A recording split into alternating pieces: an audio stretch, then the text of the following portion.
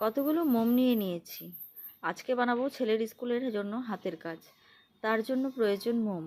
আজকে মোম দিয়ে তৈরি করব এমন একটা জিনিস যা তোমরাও সহজে বানিয়ে ফেলতে পারবে।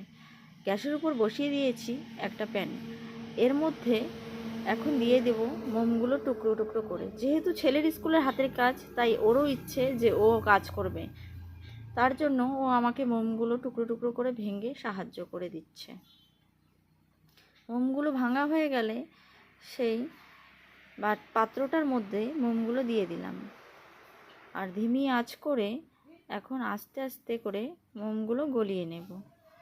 এই মোমের যে সুতোগুলো আছে এগুলো থাকলে হবে না, তাই মোমগুলো গলে গেলে সেই সুতোগুলো ভালো করে বেছে নিয়ে ফেলে দিতে হবে।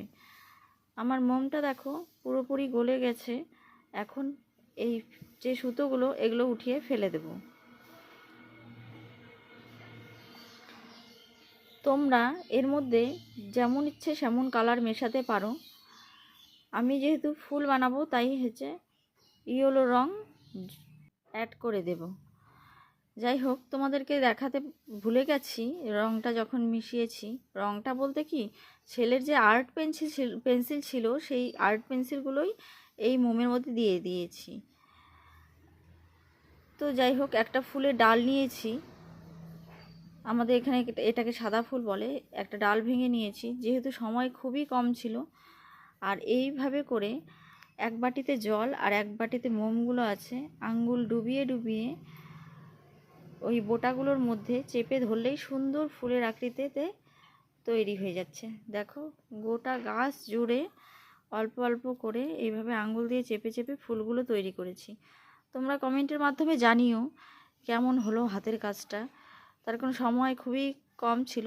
একদিকে রান্না বসিয়েছি, একদিকে হাতের কাজ তৈরি করতে বসেছি। আসলে ভেবেছিলাম রাত্রেই তৈরি করে রাখবো, কিন্তু অনেকটাই শরীর খারাপ থাকার জন্য আর তৈরি করে উঠতে পারিনি। তো তোমরা দেখে বলো কেমন হয়েছে।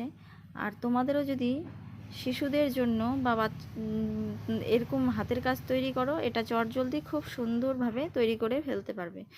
তো নিত্য নতুন জিনিস দেখতে আমার চ্যানেলটা ফলো করে রেখো। আর কেমন লাগলো জানিও কমেন্টের মাধ্যমে।